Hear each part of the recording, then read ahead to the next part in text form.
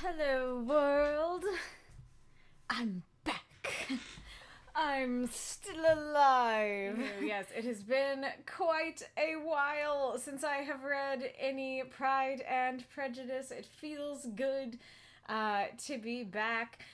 So I think what I'm gonna do, so we left off at a very intense and tense place, and I just remember, like, it's so funny because I wanted so badly to keep reading. I remember I was like, I want to read more, and then just things happened, one thing after another, that prevented me from reading it.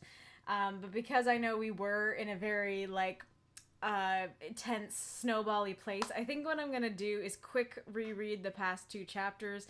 Hopefully shouldn't take too long. I shouldn't have much to comment on. I just want to reread them and remind myself where we are, remind myself of all that tension and everything like that. But another thing I wanted to say before we begin is that I learned something.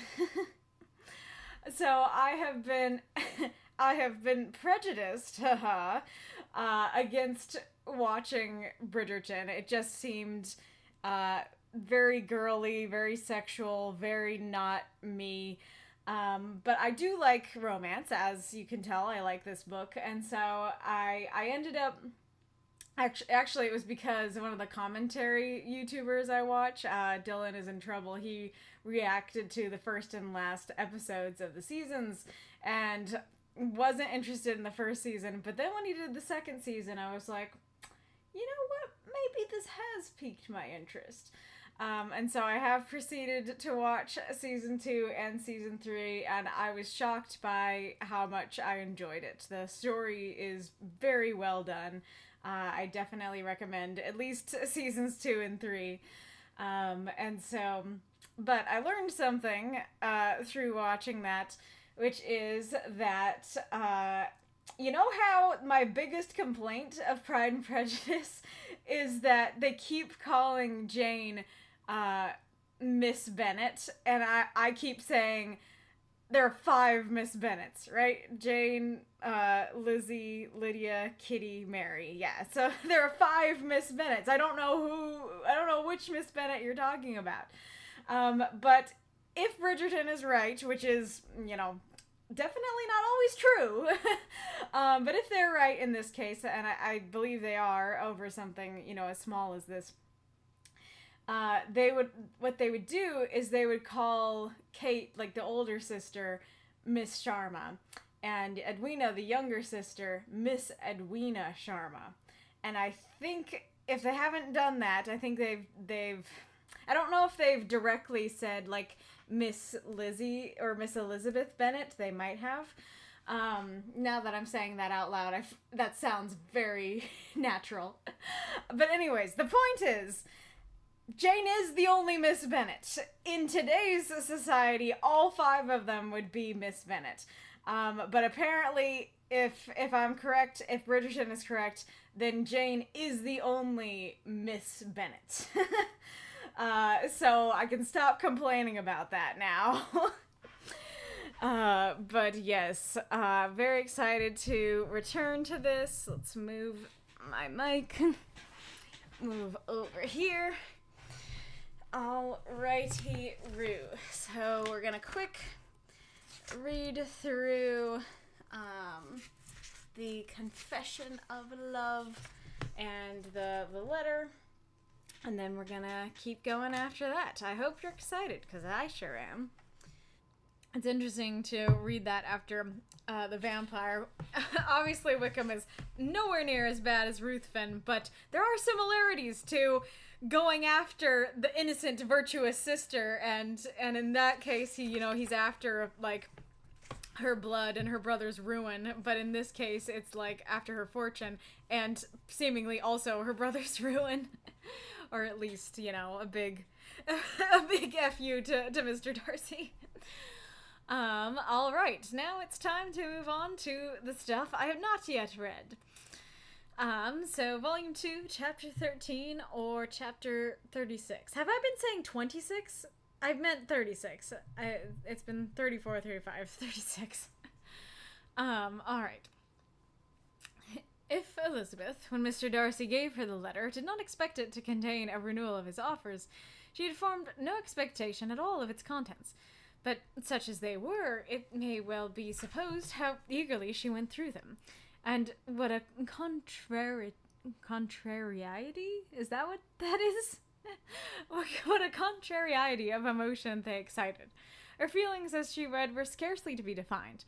With amazement did she first understand that he believed an apology to be in his power, and steadfastly was she persuaded that he could have no explanation to give, which a just sense of shame would not conceal. With a strong prejudice against everything he might say, she began his account of what had happened at Netherfield. She read with an eagerness which hardly left her power of comprehension, and from impatience of knowing what the next sentence might bring, was incapable of attending to the sense of the one before her eyes. His belief of her sister's insensibility she instantly resolved to be false, and his account of this real, the worst objections to the match, made her too angry to have any wish for doing him justice. He expressed no regret for what he had done, which satisfied her. His style was not penitent, but haughty. It was all pride and insolence. It's kind of funny how it describes her as eagerly reading it. She's anger reading it, but she's so excited to read it in anger. Hang on a sec. Let me reread that last bit.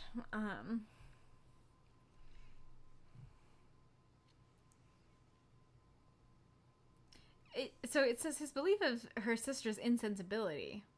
I'm not sure what that means, because she wasn't being, like, insensible or rude or emotionless or anything like that. Like, he just interpreted her feelings as generally positive, but not specific to Bingley.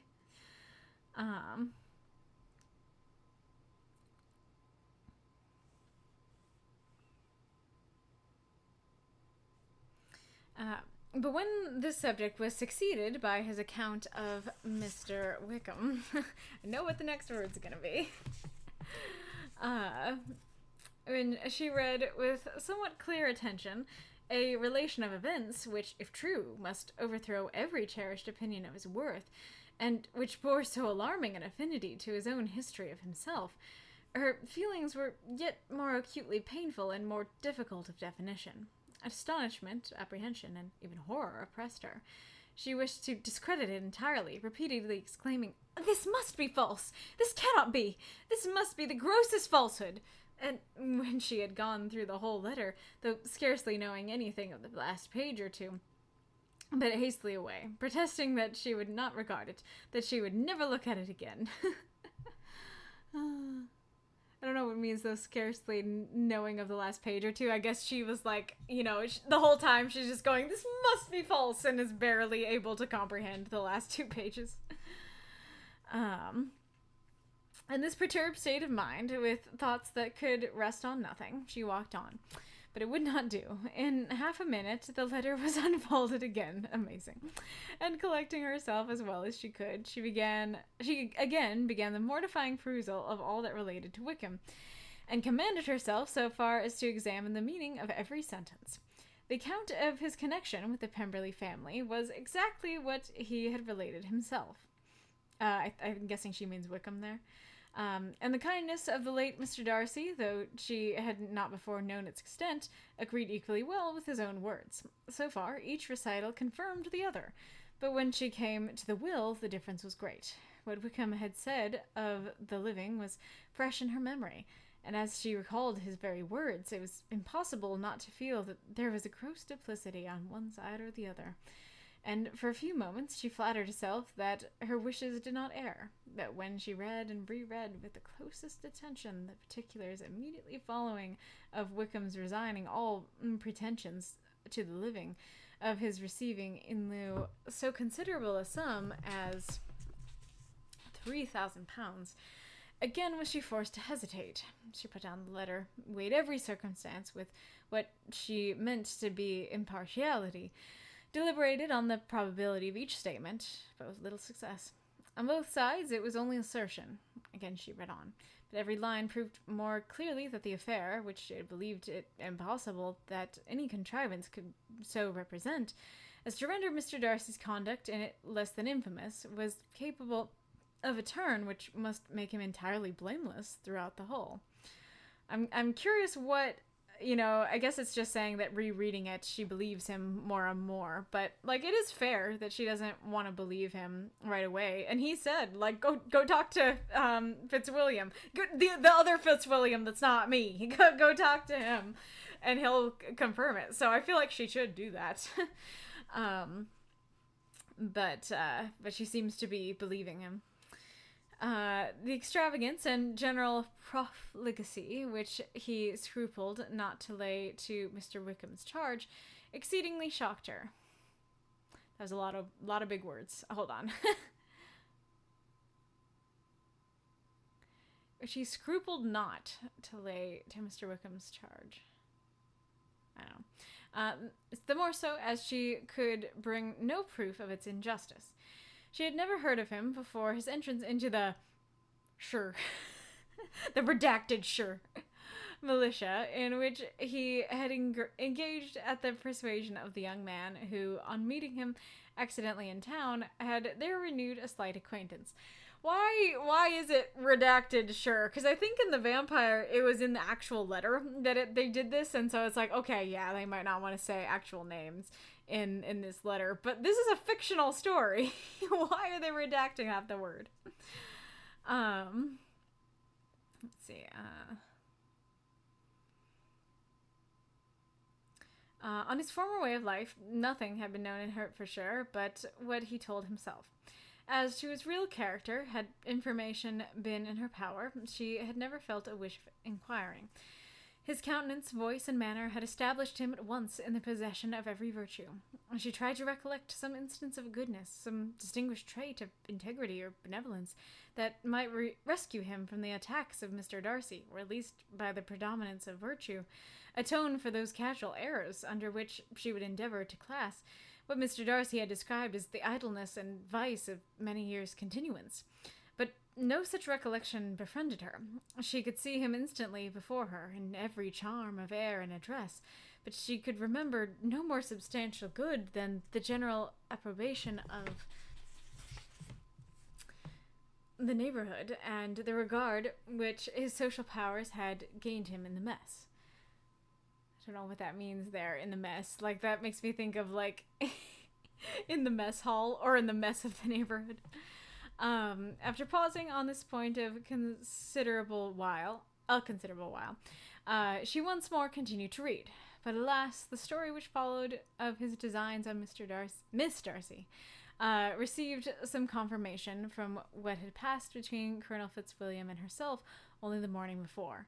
And at last she was referred for the truth of every particular to Colonel Fitzwilliam himself, from whom she had previously received the information of his near concern in all his cousin's affairs, and whose character she had no reason to question. At one time she had almost resolved on applying to him, but the idea was checked by the awkwardness of the application, and at length wholly banished by the conviction that Mr. Darcy would never have hazarded such a proposal if he had not been well assured of his cousin's corroboration.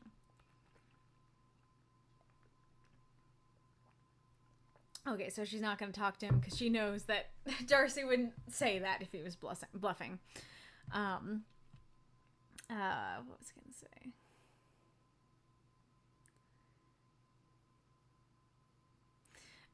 Yeah, so this is interesting. That makes sense that she's looking back on her thoughts of William and if they're Colonel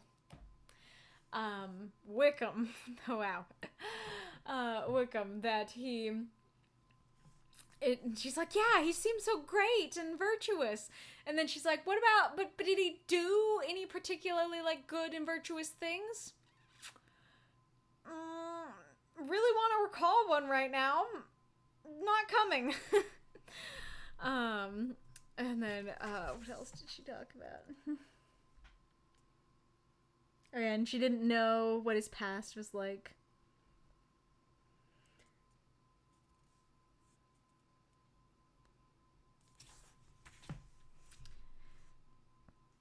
Alright. She perfectly remembered everything that had passed in conversation between Wickham and herself. In their first evening at Mr. Phillips's, many of his expressions were still fresh in her memory. She was now struck with the impropriety of such communications to a stranger, and wondered it had escaped her before. She saw the indelicacy of putting himself forward as he had done, and the inconsistency of his professions with his conduct. She remembered that he had boasted of having no fear of seeing Mr. Darcy. Mr. Darcy might leave the country, but that he should stand his ground. Yet he had avoided the Netherfield ball the very next week. She remembered also that till the Netherfield family had quitted the country, he had told his story to no one but herself, and that after their removal it had been everywhere discussed, that he had then no reserves, no scruples in sinking Mr. Darcy's character, though he had assured her that respect for her father would always prevent his exposing the son. The father would always prevent his exposing the son. So I guess it's saying, like, he's like, oh, I would never expose Mr. Darcy, and then he proceeds to expose Mr. Darcy all over town.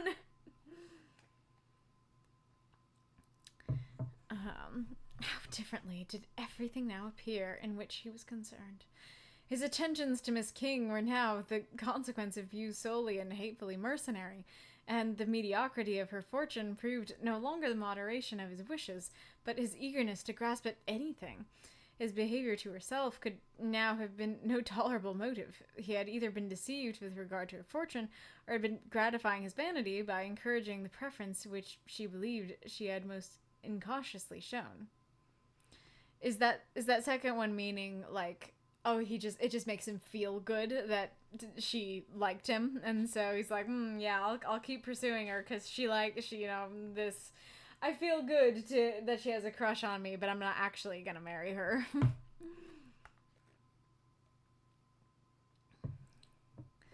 Every lingering struggle in his favor grew fainter and fainter, and in farther justification of Mr. Darcy, she could not but allow that Mr. Bingley, when questioned by Jane, had long ago asserted his blamelessness in the affair, that proud and repulsive as were his manners, she had never, in the whole course of their acquaintance, an acquaintance which had latterly brought them much together, and given her a sort of intimacy with his ways, seen anything that betrayed him to be unprincipled or unjust. Is that Bingley or Darcy we're talking about?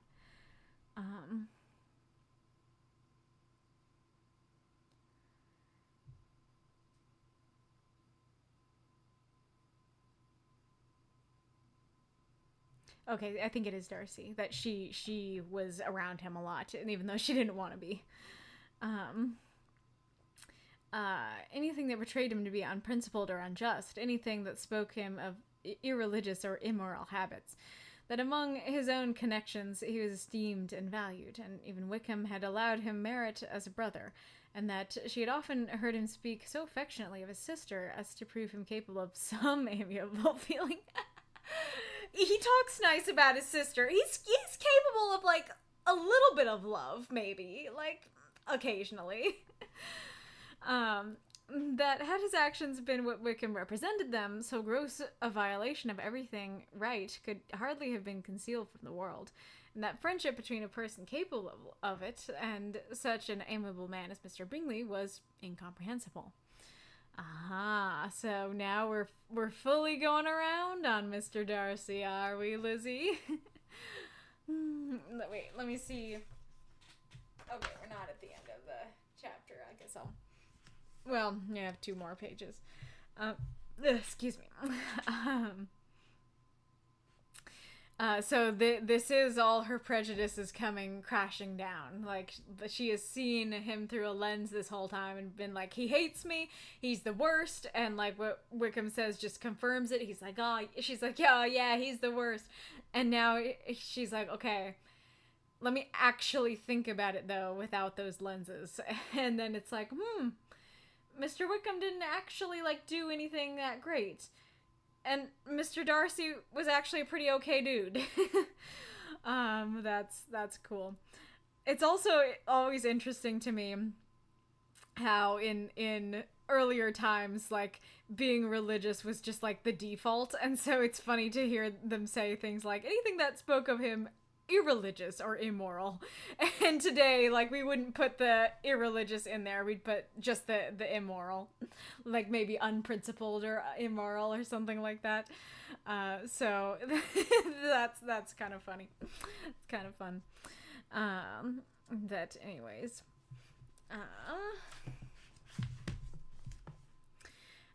She grew absolutely ashamed of herself. Of neither Darcy nor Wickham could she think without feeling that she had been blind, partial, prejudiced, absurd. Absurd. Exactly. That is a fun little list. Often in these, in this kind of situation when I'm trying to write this sort of thing, I feel like I'll like try to write down the list and then struggle to come up with interesting words that it'll all just be like, you know, I don't know. I can't think of them now, but it'll be like just a bunch of variations of blind or a bunch of variations of prejudice or something. But like blind, partial, prejudiced, absurd are all very unique words that all apply to the situation in different and unique ways. And that's just a cool little writing thing. How despicably have I acted, she cried. I, who have prided myself on my discernment. I, who have valued myself and my abilities. Who have often disdained the generous candor of my sister, and gratified my vanity in useless or blamable distrust. How humiliating is this discovery! Yet how just a humiliation! Had I been in love, I could not have been more wretchedly blind. But vanity, not love, has been my folly. Pleased with my preference of one, and offended by the neglect of the other. On the very beginning of our acquaintance, I have courted prepossession and ignorance, and driven reason away, where either were concerned. Till this moment, I never knew myself. This is neat because the whole time she's been saying, "Oh, Mr. Darcy, so prideful," and now she's realizing it was actually my pride that was the problem. It's kind of cool because I don't know exactly what is intended, but it kind of seemed like it was meant to be Darcy's the pride and Elizabeth is the prejudice. But in this moment, like, not only is she realizing her prejudice, she's realizing her pride, and that her pride is perhaps, you know, the root of that prejudice, and that this is all on her. And Darcy certainly has both as well. But in this moment, she's just having to face herself, which I think is cool. And I also really like that, you know, bombshell of a revelation of, I didn't know myself. I thought I was super discerning and that I knew things really well, but actually I was just as prideful as I accused him of being. I think that's deep and interesting. Oh, there is an ad break. There's not a kitty around to talk to. I mean, I'll go wake the kitty up. I'll see if she'll join me. Give me a sec.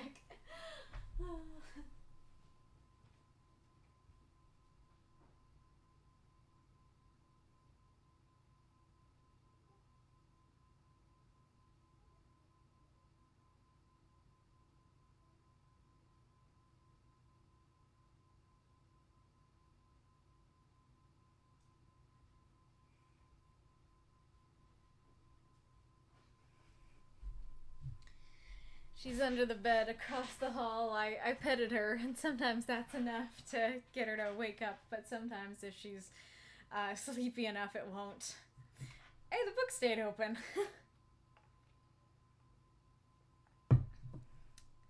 And we're back. Alrighty.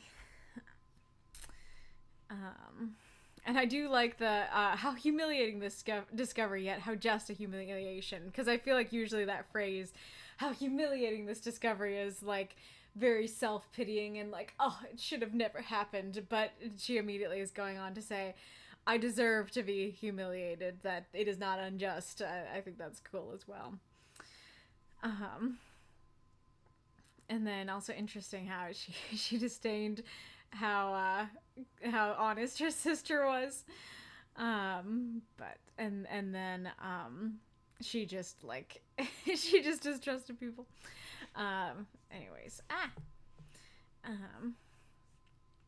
From herself to Jane, from Jane to Bingley, her thoughts were in a line which soon brought to her recollection that Mr. Darcy's explanation there had appeared very insufficient, and she read it again. Widely different was the effect of a second perusal. How could she deny that credit to his assertions in one instance which had been obliged to give in the other? She denied that credit to his assertions in one instance which she had been obliged to give in the other. I don't know what that means. She declared herself to have been totally unsuspicious of her sister's attachment, and she could not help remembering what Charlotte's opinion had always been. Neither could she deny the justice of his description of Jane. She felt that Jane's feelings, though fervent, were little displayed, and that there was a constant complacency in her air and manner, not often united with great sensibility.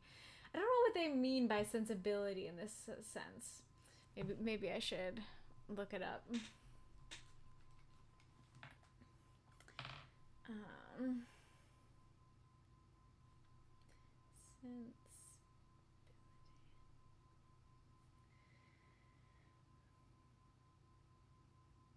Oh.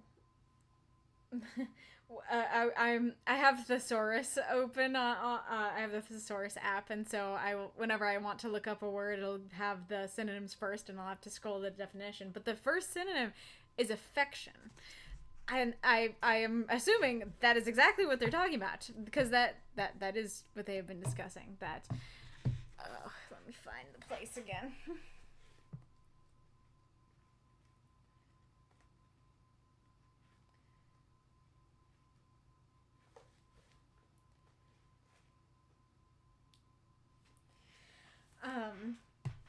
That he doesn't realize that the affection in Jane, and so that's what he meant by insensible. Capacity or sensation or feeling, responsiveness or susceptibility to sensory stimuli, mental susceptibility or responsiveness, quickness and acuteness of apprehension or feeling, consciousness or appreciation, emotional capacities, liability to feel hurt or offended, sensitive feelings, capacity for intellectual and aesthetic distinctions, feelings, taste, the properties in plants or instruments of being readily affected by external influences. Okay, so that's like a little bit more similar to what I was thinking, but I do think that affection synonym is the intention here. Because I was reading sensibility as like having sense, having common sense, and stuff like that. And I was like, her having sense has nothing to do with this, but it's her having affection. All right.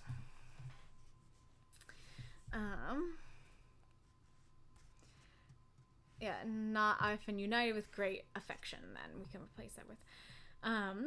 When she came to that part of the letter in which her family were mentioned in terms of such mortifying yet merited reproach, her sense of shame was severe. The justice of the charge struck her too forcibly for denial, and the circumstance to which he particularly alluded as having passed at the Netherfield ball, and as confirming all his first disapprobation, could not have made a stronger impression on his mind than on hers.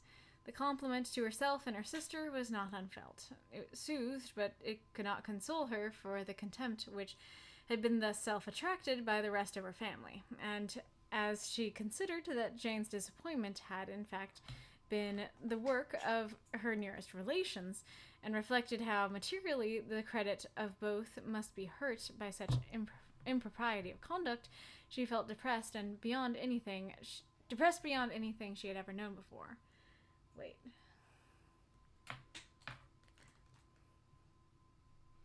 Jane's disappointment had in fact been the work of her nearest relations. What does that mean? Because her nearest relations wanted, especially her mom, wanted her to get together with Bingley, but that didn't mean that she didn't love him. I thought it was clear that she loved him before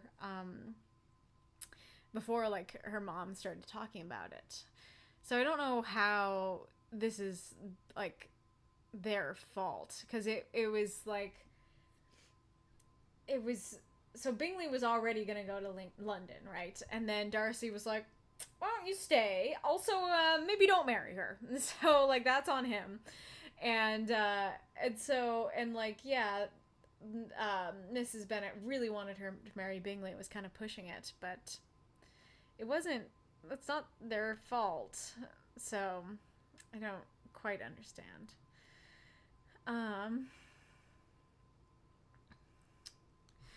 After wandering along the lane for 2 hours, giving way to every variety of thought, reconsidering events, determining probabilities, and reconciling herself as well as she could to a change so sudden and so important, fatigue and a recollection of her long absence made her at length return home, and she entered the house with the wish of appearing cheerful as usual, and the resolution of repressing such reflections as must make her unfit for conversation. Again, mood. My world is crashing down, but I'm gonna act like it's a normal day in front of my friends. She was immediately told that the 2 gentlemen from Rosings had each called during her absence. Mr. Darcy, only for a few minutes to take leave, but that Colonel Fitzwilliam had been sitting with them at least an hour, hoping for her return, and almost resolving to walk after her till she could be found. Elizabeth could but just affect concern in missing him. She really rejoiced at it. Colonel Fitzwilliam was no longer an object. She could only think of her letter. I mean, he was never an object. He was a person. Oh, that's the chapter. I think we can do another one. Oh yeah, super short. We could probably do more than one. Alrighty. Volume 2, Chapter 14, or Chapter 37.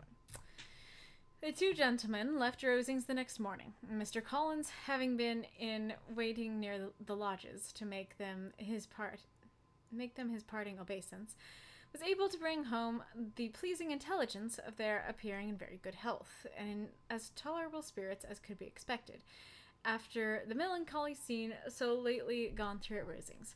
To Rosings he then hastened to console Lady Catherine and her daughter, and on his return brought back with great satisfaction a message from her ladyship, importing that she felt herself so dull as to make her very desirous of having them all to dine with her.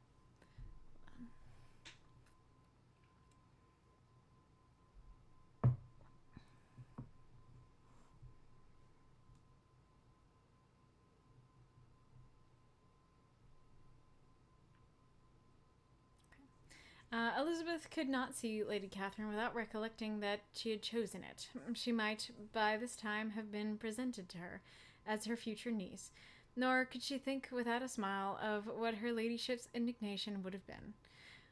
What would she have said? How would she have behaved? Were questions with which she amused herself. Their first subject was the diminution of the Rosings party.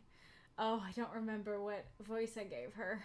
I assure you, I feel it exceedingly, said Lady Catherine. I believe nobody feels the loss of friends so much as I do, but I am particularly attached to these young men. I know them to be so much attached to me. They were excessively sorry to go. But so they always are. The dear Colonel rallied his spirits tolerably till just at last. But Darcy seemed to feel it most acutely, more, I think, than last year. His attachment to Rosings certainly increases. Yeah, it's totally for you, totally for Rosings, not at all for Lizzy. Mr. Collins had a compliment and an allusion to throw in here. That's another one that feels like a modern phrase, which were kindly smiled on by the mother and daughter.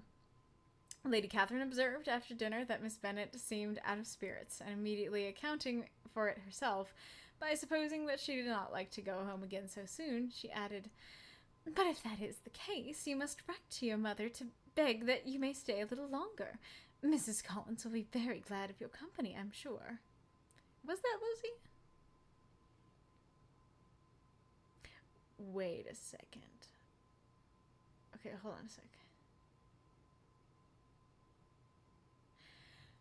Maybe I was totally wrong, because it totally does say Miss Bennet right there, and that's Lizzy. Jane's not here, as far as I know, and Lizzy is the one out of spirits. So maybe my complaint still stands that there are 5 Miss Bennets. Okay.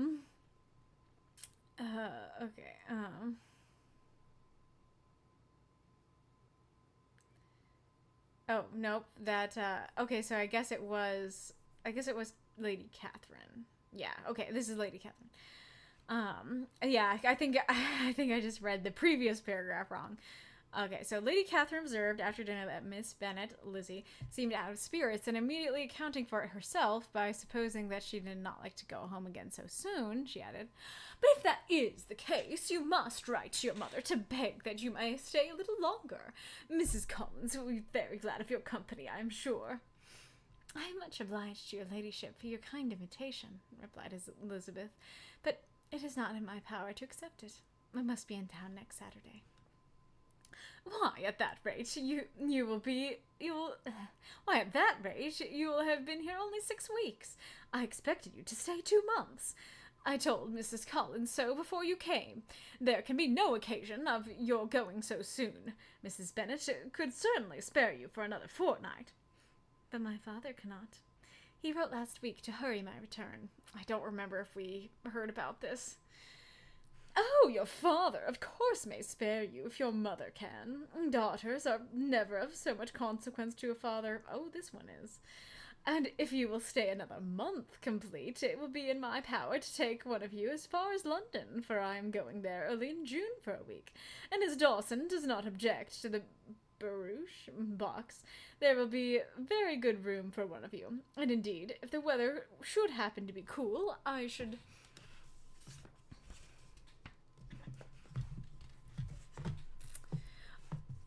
not object to taking you both, as you are neither of you large." "You are all kindness, madam, but I believe we must abide by our original plan." "Hey, I mean, if you go to London, is that where Darcy is? You might be able to talk to him." Lady Catherine seemed resigned. "Mrs. Collins, you must send a servant with them. You know I always speak my mind, and I cannot bear the idea of 2 young women travelling post by themselves. It is highly improper. You must contrive to send somebody. I have the greatest dislike in the world for that sort of thing. Young women should always be properly guarded and attended, according to their situation in life. When my niece Georgiana went to Ramsgate last summer, I made a point of her having 2 men servants go with her. Miss Darcy, the daughter of Mr. Darcy of Pemberley, and Lady Anne, could not have appeared with propriety in a different manner. I am excessively attentive to all those things. You must send John with the young ladies, Mrs. Collins. I am glad it occurred to me to mention it, for it would really be discreditable to you to let them go home." I'm glad I mentioned it. I'm so smart. But the idea of, like, young women should be guarded and attended, I can maybe get behind that. that is just, she's just trying to protect. I mean, maybe she's not just trying to protect them, but, like, yeah, that's not a bad goal. To want them to be safe and not travel by themselves.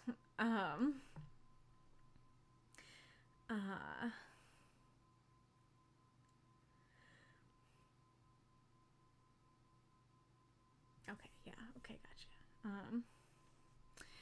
My uncle is to send a servant for us. Oh, your uncle? He keeps a manservant, does he? I'm very glad you have somebody who thinks of those things. Where shall you change horses? Oh, Bromley, of course. If you mention my name at the bell, you will be attended to. Lady Catherine had many other questions to ask respecting their journey, and as she did not answer them all herself, attention was necessary, which Elizabeth believed to be lucky for her, or with a mind so occupied she might have forgotten where she was. Reflection must be reserved for solitary hours. Whenever she was alone, she gave way to it as the greatest relief, and not a day went by without a solitary walk in which she might indulge in all the delight of unpleasant recollections. The delight of unpleasant recollections. Love that juxtaposition. Mr. Darcy's letter she was in a fair way of soon knowing by heart. She studied every sentence, and her feelings towards its writer were at times widely different. When she remembered the style of his address, she was still full of indignation, but when she considered how unjustly she had condemned and upbraided him, her anger was turned against herself, and his disappointed feelings became the object of compassion. His attachment excited gratitude. His general character respect. That gratitude that she could not feel earlier. His attachment excited gratitude. His general character respect. But she could not approve him, nor could she for a moment repent her refusal, or feel the slightest inclination ever to see him again. This is interesting because that word repent, she might be using it in like the actual true definition way, because usually we think of repentance as like, oh, I must like atone for my sins. I have to like, pray and ask for forgiveness, and I have to do it better next time and stuff like that. But all repentance means is turning away, turning around. And that like is kind of seemingly what she means here. Like she can't turn back. She can't turn around from what she said. Which is kind of interesting. Maybe I'm reading too much into it. Maybe it does mean the please forgive me thing, but yeah. Where was I? But yeah, she could not for a moment repent her refusal. She couldn't take it back. Interesting that it says or feel the slightest inclination to ever see him again. I was thinking she did want to see him again, so that's interesting. Maybe now it's because of her own shame instead of disliking him. In her own past behavior, there was a constant source of vexation and regret, and in the unhappy defects of her family, a subject of yet heavier chagrin. They were hopeless of remedy. Her father, contented with laughing at them, would never exert himself to restrain the wild giddiness of his youngest daughters. And her mother, with manners so far from right herself, was entirely insensible of the evil. Okay. Elizabeth had frequently united with Jane in an endeavor to check the imprudence of Catherine and Lydia. But while they were supported by their mother's indulgence, what chance could there be of improvement? Catherine, weak-spirited, irritable, and completely under Lydia's guidance, had always been affronted by their advice, and Lydia, self-willed and careless, would scarcely give them a hearing. They were ignorant, idle, and vain. While there was an officer in Meryton, they would flirt with him. While Meryton was within a walk of Longbourn, they would be going there forever. Anxiety on Jane's behalf was another prevailing concern. And Mr. Darcy's explanation, by restoring Bingley to all her former good opinion, heightened the sense of what Jane had lost. His affection was proved to have been sincere, and his conduct cleared of all blame, unless any could attach to the implicitness of his confidence in his friend. How grievous, then, was the thought that of a situation so desirable in every respect, so replete with advantage, so promising of her happiness, Jane had been deprived by the folly and indecorum of her own family. Again, was it really? Because, like, he didn't realize Jane liked him back. I think that was a big part of it. And then another part is, like, they don't have a fortune. Or was that actually not as big as I thought it was? Was it indeed, like, I don't really care that you don't have a fortune. I just care that your family is very, like, improper and stuff like that. Is that actually what it was? And to these recollections was added the development of Wickham's character. It may be easily believed that the happy spirits, which had seldom been depressed before, were now so much affected as to make it almost impossible for her to appear tolerably cheerful. Their engagements at Rosings were as frequent during the last week of her stay as they had been at the first. The very last evening was spent there, and her ladyship again inquired minutely into the particulars of their journeys, and gave them directions as to the best method of packing, and was so urgent on the necessity of placing gowns in the only right way that Maria thought herself obliged on her return to undo all the work of the morning and pack her trunk afresh. When they parted, Lady Catherine, with great condescension, wished them a good journey, and invited them to come to Hunsford again next year. And Miss de Bourgh exerted herself so far as to curtsy and hold out her hand to both. Has the daughter, like, talked at all? I don't remember, because it's been a while, but I feel like she's just kind of under her mom's thumb and doesn't really get to speak, whether she likes it or not. Also, when it said the best method of packing, I almost accidentally read it as panicking. The best method of panicking. Step 1. Also, that is really funny. Yep, she insisted on placing the gowns the right way. So we had to redo it all in the morning. That is great. This is especially interesting, again, to read after the vampire, because there is a little bit in here of that, that idea of, like, characters just falling sick and being like, I can't get out of bed, I feel too terrible. And I don't know, let's see. So this was written, oh, it doesn't say, does it? I've looked before, haven't I? Oh no, it says first published 1813. Okay, so 1813 for this, and then what's the vampire?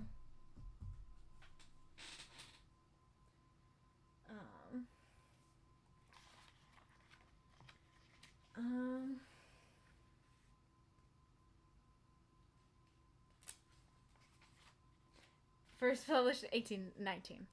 So not only 6 years apart. So they are pretty contemporary with each other. So yeah, like in The Vampire and also in Frankenstein, also written, I mean, at the exact same time that The Vampire was written, we have these characters who just fall ill suddenly, and they're like super duper sick, and it's all from emotion, but it acts like an illness, and they're sick for like months to a year and stuff like that.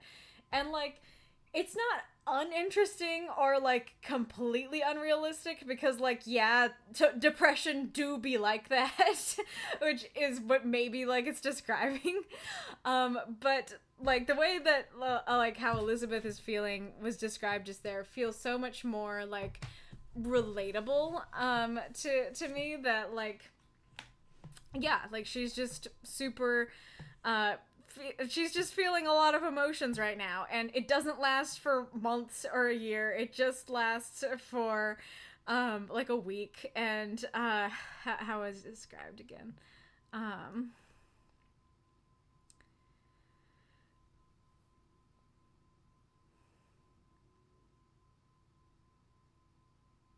Yeah, so like the happy spirits, which had seldom been depressed before, were now so much affected to make it almost impossible for her to appear tolerably cheerful.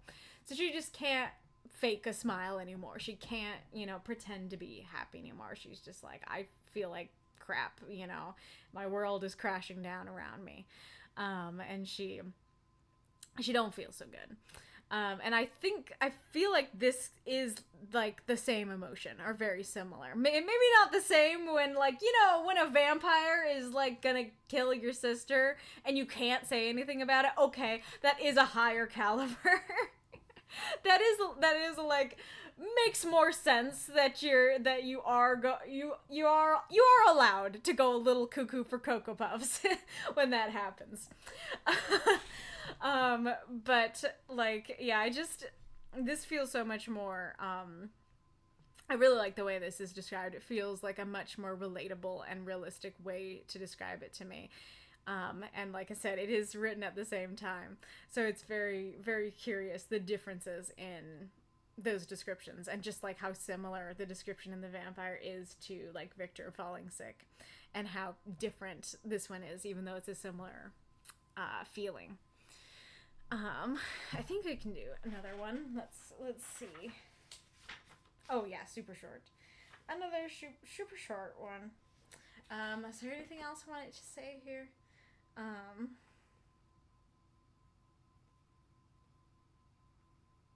Oh yeah, I want to hear more about like what's going on with her family, because like I don't know if I just missed something, but like, well, first of all, I guess I will say that like, I haven't seen anything wrong with them, and I've really liked them.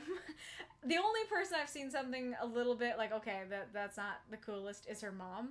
But it's more in the sense of like her mom trying to force her to get married. But at the same time, like we've discussed before, you kind of did need to be married at this time to like be secure, financially, emotionally, in life, and so I also don't blame her, and she doesn't, like, force it when Elizabeth says no. Like, I mean, I guess she does push, but she doesn't force her to get married no matter what. So, yeah, like, Lydia and Kitty just seemed like sweet, excitable girls who were into the hot army guys. And, like, I didn't see anything particularly horrible about it, and I kind of admired it, because I was like, aw, like, look at this cute family, they all have, like, personality and stuff like that. And of course, I am someone living in modern day, so I'm certain that that is probably why, that it's just, like, at the time there were things that you did and things that you didn't do, and things that were proper and things that weren't, and they aren't doing things that are proper. But it does create a little barrier for me to completely understand the difficulty, the issue here with the family, because I didn't see a problem, and I like admired them. All right, but let us continue. Volume 2, chapter 15, or chapter 38. On Saturday morning, Elizabeth and Mr. Collins met for breakfast a few minutes before the others appeared, and he took the opportunity of paying the parting civilities which he deemed indispensably necessary.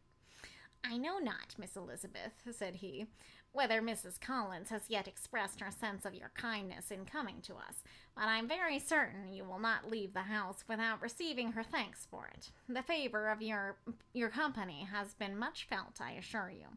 We know how little there is to tempt anyone to our humble abode. Our plain manner of living, our small rooms and few domestics, and the little we see of the world must make Huntford extremely dull to a young lady like yourself. But I hope you will believe us grateful for the condescension, and that we have done everything in our power to prevent your spending your time unpleasantly." Was that some humility from Collins? Like, all the time he's saying, like, Rosing's the best, Lady Catherine's the best, and where I live is the best, I'm the best, you know?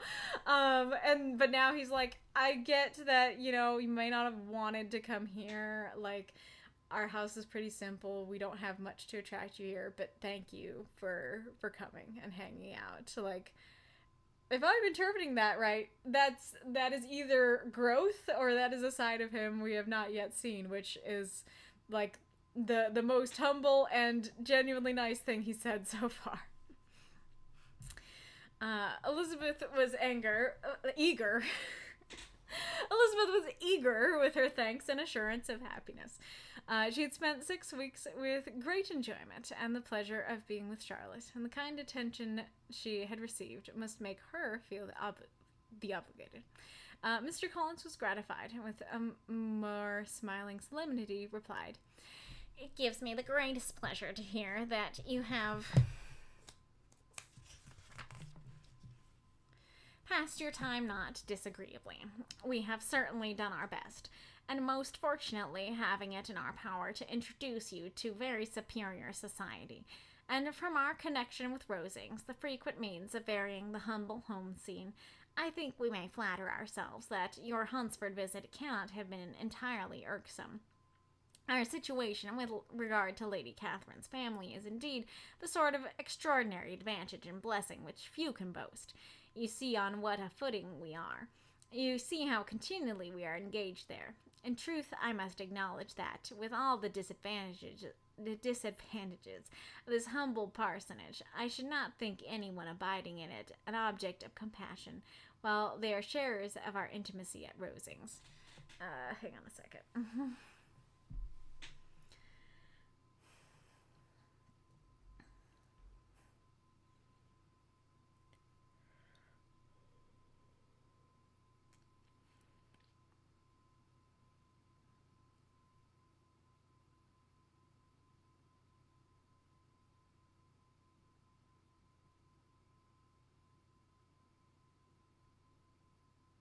I don't know what he means by with all the disadvantages of this humble parsonage, I should not think anyone abiding in it an object of compassion, while they are sharers of our intimacy at Rosings. I don't know what that means. Like, is it saying we don't have compassion on them? I would doubt it. But it doesn't sound like he's saying we do have compassion on them, so I don't know what it means. But all in all, okay, back to regular Collins boasting about Rosings and Lady Catherine, it sounds like. Words were insufficient for the elevation of his feelings, and he was obliged to walk around about the room, while Elizabeth tried to unite civility and truth in a few short sentences. Okay, is this... I think it's still Collins. You may, in fact, carry a very favorable report of us into Hertfordshire, my dear cousin.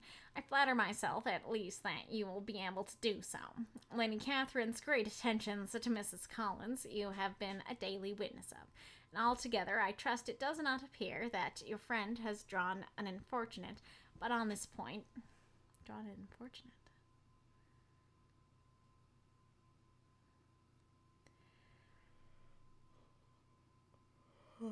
I guess, like, an unfortunate lot in life. But on this point, it will be as well to be silent. Really? You're capable of being silent, Collins. Only let me assure you, my dear Miss Elizabeth, that I can from my heart most cordially wish you equal felicity in marriage. My dear Charlotte and I have but one mind and one way of thinking. There is in everything a most remarkable resemblance of character and ideas between us. We seem to have been designed for each other. You sure about that? You sure about that, man? Is it A, he's right, B, he sees what he wants to see, C, she's faking it in front of him, being like, that's such a great idea, dearest. Let's not do that, you know? Elizabeth could safely say that it was a great happiness where that was the case. With equal sincerity, could add that she firmly believed and rejoiced in his domestic comforts. She was not sorry, however, to have the recital of them interrupted by the entrance of the lady of from whom they sprung. What? She was not sorry, however, to have the recital of them interrupted by the entrance of the lady from whom they sprung. Oh, okay, yeah. Poor Charlotte. It was melancholy to leave her to such society, but she had chosen it with her eyes open, and though evidently regretting that her visitors were to go, she did not seem to ask for compassion. Her home and her housekeeping, her parish and her poultry, and all their dependent concerns had not yet lost their charms. I like that phrasing of not just she had chosen it, but she'd chosen it with her eyes open. It's like she knew what she was doing, she knew the situation, and she chose it. Not just she chose it. That's kind of neat. I wonder, you chose it with your eyes open. That is 7. I could do it for a transformed. I'll write it down. For a prompt. Nope, not there. Here. You chose it with your eyes open. And it's also funny that she's like, yeah, you have a great place. You're great. And then, like, she sees Charlotte and she's like, this poor Charlotte.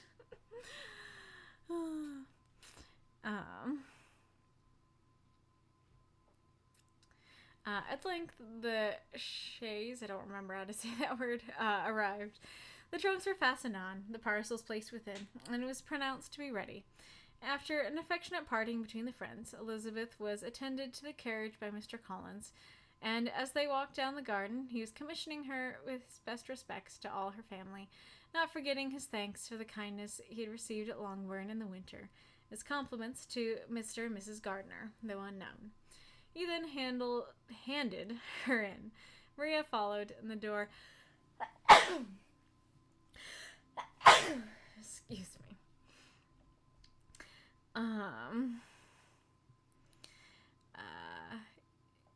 Compliments to Mr. and Mrs. Gardiner, though unknown. He then handed her in. Maria followed. The door was on the point of being closed, when he suddenly reminded them, with some consternation, that they had hitherto forgotten to leave any message for the ladies at Rosings. thought I understood, but now I'm unsure.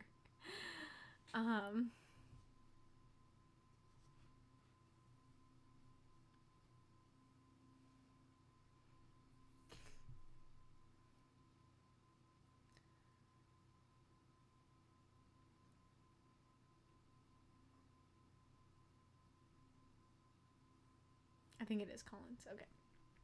But, he added, you will of course wish to have your humble respects delivered to them, with your grateful thanks for their kindness to you while you have been here. Elizabeth made no objection. The door was then allowed to be shut, and the carriage drove off. Good gracious, cried Maria, after a few minutes' silence. It seems but a day or two since we first came, and yet how many things have happened. A great many indeed, said her companion with a sigh. Yup. That would have been a good place to end the chapter. We have dined 9 times at Rosings, besides drinking tea there twice. How much I shall have to tell. Elizabeth privately added, how much I shall have to conceal. That's great. I'll have so much to tell everybody. I'll have so much to not tell everybody. Their journey was performed without much conversation or any alarm, and within 4 hours of their leaving Hunsford, that's why. The names are similar. Hunsford and Hertfordshire. They're both... Okay. They reached Mr. Gardner's house, where they were to remain a few days. Jane looked well, and Elizabeth had little opportunity of studying her spirits amidst the various engagements which the kindness of her aunt had reserved for them. But Jane was to go home with her, and at Longbourn there would be leisure enough for observation. It was not without an effort, meanwhile, that she could wait even for Longbourn before she told her sister of Mr. Darcy's proposals. To know that she had the power of revealing what would so exceedingly astonish Jane, and must at the same time so highly gratify whatever her own vanity had not yet been able to reason away, was such a temptation to openness as nothing could have conquered. The state of indecision in which she remained, as to the extent of what she should communicate, and her fear, if she once entered on the subject, of being hurried into repeating something of Bingley, which might only grieve her sister farther.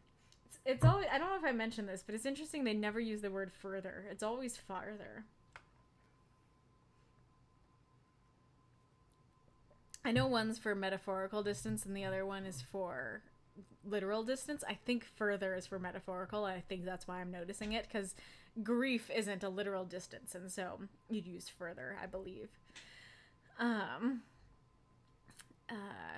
But that is interesting. In one sense, I feel like she should tell her, like, that she's kind of obliged to tell her what the situation actually is. But at the same time, I get why she's unsure if she should, and she's unsure how much to say, and if it's going to make her feel worse and everything. That is fair.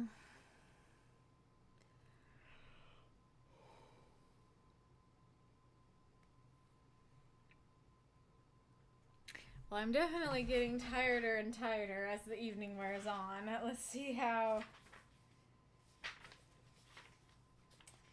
So in 6 pages. I don't know, man, because it's not quite time for bed, but I am tired, and so I kind of want to keep going, especially because it's been so long, but I also don't know if the quality of my reading and my commenting is going to decline. I guess I'll just continue, but with that warning that may not be as good as I continue on. Up to me. Appreciate it. Alright, so Volume 2, Chapter 16, or Chapter 39, I think. It was the second week in May in which the 3 young ladies set out together from Gracechurch Street for the town of...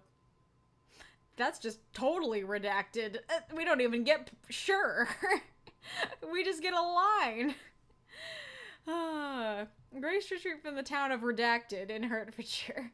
And as they drew near the appointed inn where Mr. Bennet's carriage was to meet them, they quickly perceived, in token of the coachman's punctuality, both Kitty and Lydia looking out of a dining room upstairs. These two girls had been above an hour in the place, happily employed in visiting an opposite milliner, watching the sentinel on guard, and dressing a salad and cucumber. What is a milliner? Because I'm thinking like a guy who makes flour, but that feels wrong.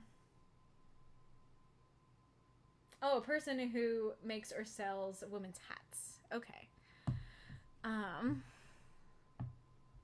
But these are all like different things. Because it says these two girls have been above an hour in the place. Seems to be one place. Highly employed in visiting an opposite milliner. So is that in their house? Watching the sentinel on guard. And dressing a salad and cucumber. Also, why are you dressing a cucumber by itself? It's like, yep, put our ranch dressing on the salad, put it on the cucumber. I mean, I guess you do that with carrots, but maybe I don't eat cucumber enough. But I don't dress a cucumber by itself, especially if you're already having a salad. But whatever, I'm focused too much on little things.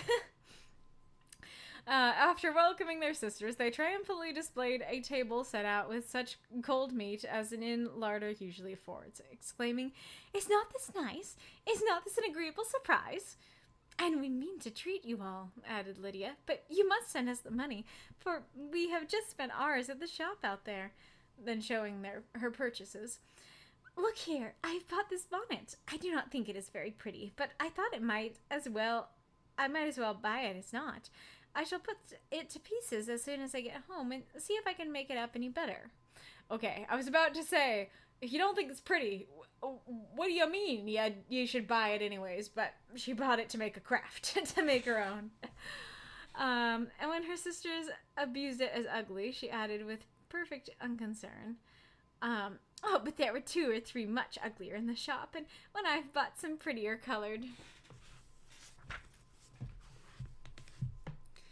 satins to trim it with fresh, I think it will be very tolerable. Besides, it will not much signify what one wears this summer after the redacted sure." I feel like I should use like a robot voice for those, like, "One wears this summer after the redacted sure have left Meryton, and they are going in a fortnight." "Are they indeed?" cried Elizabeth with the greatest satisfaction. Hold on. Who? That's seeming more like a people group instead of a place. Okay. They're going to be encamped near Brighton, and I do so want Papa to take us there for the summer. It would be such a delicious scheme. That is a fun phrase to read in that voice. "Oh, delicious scheme." "And I dare say it would hardly cost anything at all. Mama would like to go too, of all things. Only think what a miserable summer else we shall have." Why would it be miserable in your normal house? Yes, thought Elizabeth, that would be a delightful scheme indeed, and completely do for us at once. Good heaven, Brighton and a whole campful of soldiers to us, who have been overset already by one poor regiment of militia and the monthly balls of Meryton. I feel like I'm lost for exactly what's going on. After the blank sure have left Meryton, I assumed that when they said sure, that's like a town, like Hertfordshire. But is it a last name? And so it's like basically like when the Smiths have left Meryton, then they're going in a fortnight. And so they're going to be near Brighton. Oh, so they want to go near Brighton. So that's the place where they're going. Okay. And is that near London? I don't know. Is that near Darcy is my question. And I don't know if she's being sarcastic, being like, "Oh yeah, like you would totally have more hot army guys to fawn over." "Now I have some good news for you," said Lydia as they sat down to table. "What do you think? It is excellent news, capital news, and about a certain person that we all like." Jane and Elizabeth looked at each other, and the waiter was told that he need not stay. It's like, things are about to go down. You can go. Again, did we get to a restaurant, Jane Austen? I would have liked to know that.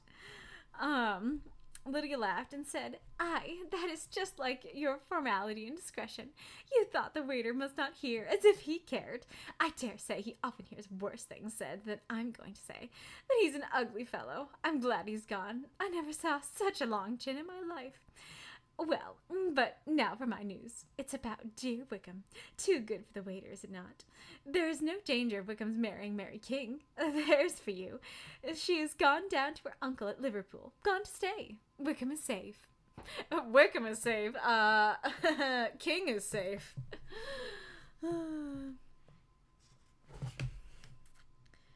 Yep. Amazing. "And Mary King is safe," added Elizabeth, "safe from a connection, imprudent as to fortune. And she's a great fool for going away if she liked him. But I hope there's no strong attachment on either side," said Jane. "Oh, poor girl." "I am sure there's not on his. I will answer for it. He never cared 3 straws about her. Who could about such a nasty little freckled thing?" Okay, so I think we are kind of seeing a little bit through Lizzie's eyes here that we never really heard them talk like this in the past, but now we're seeing them call everything ugly. The hat's ugly, the waiter's ugly, the girl is ugly, you know, so we're seeing their prejudices, their impropriety. And I'm glad that we're doing this because, as I said, I didn't see this either. So this is helpful. Elizabeth was shocked to think that, however incapable of such coarseness of expression herself, the coarseness of the sentiment was little other than her own breast had formerly harbored and fancied liberal. Wait, hold on. Oh, so she's saying, like, even though she would never, like, express something so coarsely, she would think it. That sentiment would be in her head and in her heart, and she would think as, like, oh, yeah, like, I'm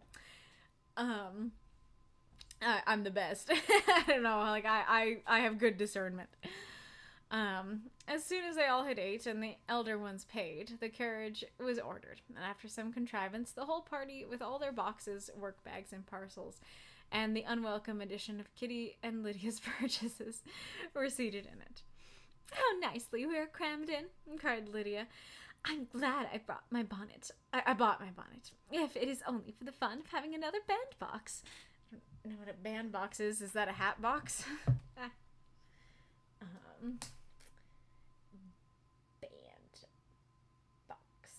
Well, a cardboard box, typically circular, for carrying hats. Yep.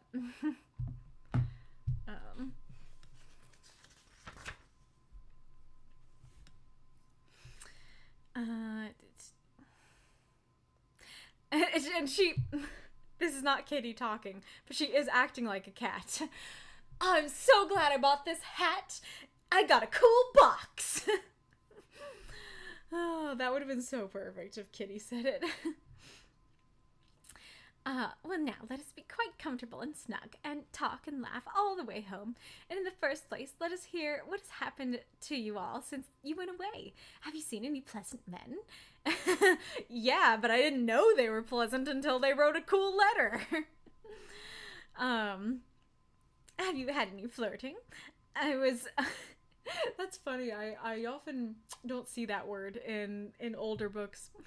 I often think of that as a more like, I'm sure it wasn't, a modern concept, but I often think of it as a modern concept. I was in great hopes that one of you would have got a husband before you came back. Jane will be quite an old maid soon, I declare. And she's almost 23. Lord, how ashamed I should be of not being married before 23. My Aunt Phillips wants you so to get husbands. You can't think. She says Lizzy had better have taken Mr. Collins, but I do not think there would have been any fun in it. Lord, how I should like to be married before any of you, and then I would chaperone you about all the balls, to all the balls. Phrasing. Dear me, we had such a good piece of fun the other day at Colonel Forster's. Kitty and me were to spend the day there, and Mrs. Forster promised to have a little dance in the evening. By the by, Mrs. Forster and me are such friends. And so she asked the two Harringtons to come, but Harriet was ill, and so Pen was forced to come by herself. And then, what do you think we did? We dressed up Chamberlain in women's clothes on purpose to pass for a lady. Only think what fun. Not a soul knew of it but Colonel and Mrs. Forster and Kitty and me, except my aunt, for we were forced to borrow one of her gowns, and you cannot imagine how well he looked. When Denny and Wickham and Pratt and 2 or 3 more of the men came in, they did not know him in the least. Lord, how I laughed! And so did Mrs. Forster. I thought I should have died, and that made the men suspect something, and then they soon found out what was the matter. With such kind of histories of their parties and good jokes did Lydia, assisted by Kitty's hints and additions, endeavor to amuse her companions all the way to Longbourn. Elizabeth listened as little as she could. There was no escaping the frequent mention of Wickham's name. Their reception at home was most kind. Mrs. Bennet rejoiced to see Jane in undiminished beauty, and more than once during dinner did Mr. Bennet say voluntarily to Elizabeth, "I'm glad you are come back, Lizzy." The party in the dining room was large, for almost all the Lucases came to meet Maria and hear the news, and various were the subjects which occupied them. Lady Lucas was inquiring of Maria across the table after the welfare and poultry of her eldest sister. Is she okay? Are chickens okay? Mrs. Bennet was doubly engaged, on one hand collecting an account of the present fashions from Jane, who sat some way below her, and on the other retailing them all the younger Miss Lucases.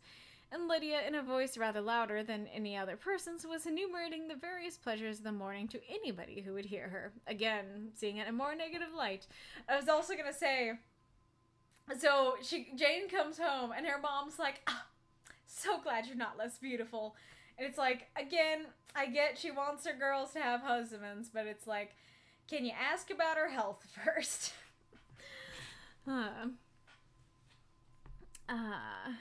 Oh, Mary, said she, I wish you had gone with us, for we had such fun.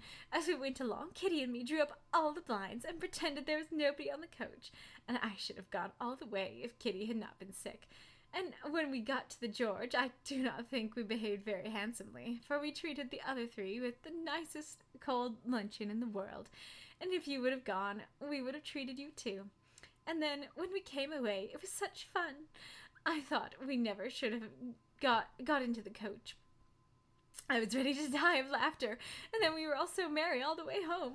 We talked and laughed out loud that anybody might have heard us 10 miles off. To this Mary very gravely replied, Far be it from me, my dear sister, to depreciate such pleasures. They would doubtless be congenial with the generality of female minds, but I confess they would have no charms for me. I should infinitely prefer a book. Mary really is the Eloise, isn't she? Though for this answer Lydia heard not a word. She seldom listened to anybody for more than half a minute, and never attended to Mary at all. In the afternoon, Lydia was urgent with the rest of the girls to walk to Meryton and see how everybody went on, but Elizabeth steadily opposed the scheme.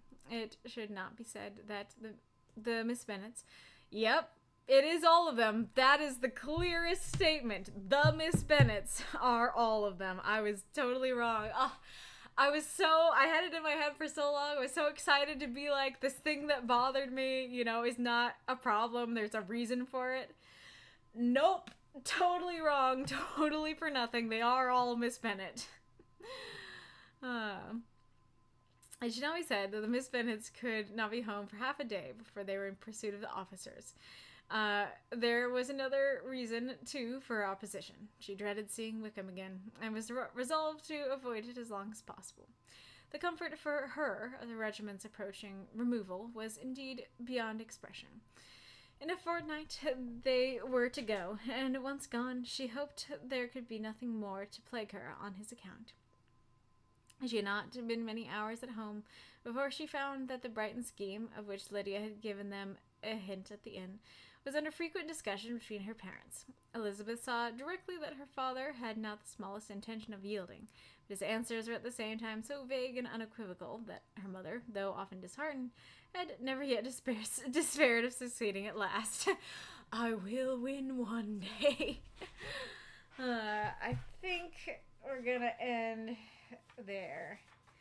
Yeah, I mean, the next one's short too, but it is almost my bedtime at this point. I am having a good time, though. It is fun. I think I gave Lydia a new voice, but I think the new voice I gave her was better than what I had before. I think it's a little more distinct. Then again, I always think I'm being distinct, and then I listen back and I'm like, it's not how it sounds to me. It's not as, like, you know, different from my own voice as it sounds to me, or different from the other voices. But I'm trying, I assure you. So yeah, now we're over halfway at this point. So this side is what we have to go. So yeah, this has been fun. This whole book is just waiting for I did the perfect position for this. Waiting for Mr. Darcy to come back. So yeah, I'm very curious if we're gonna see him. I should put it over here. If we're gonna see him in Brighton. It will be fun to see how things go. I really hope. I'm a little nervous that the book is going to end with their declaration of love, because I really want to see them get married and stuff like that. And I'm sure it'll work, you know, if it ends on their declaration of love. Obviously, it's very popular. But I want to see the actual situation. I want to see them married. I want to see at least a little bit of her life at Pemberley and stuff like that. So we'll see how far things go. But yes, it has been a good time. If there's anybody you want me to raid, let me know. Otherwise, I will try to see if I can look for somebody myself. But yeah, it has been a good time. It felt really good to get back to this. I hope it felt good to you. Oh, nice. Blobber. Sweet. Woo, yes. Tired woos. Beware the blobber. Alrighty. It's been a great time. I hope you've enjoyed yourself. I will see you next time. Alrighty. Just gotta make sure it works before I go, though. Shouldn't have said my goodbye yet. Alright. Here we go. Bye-bye.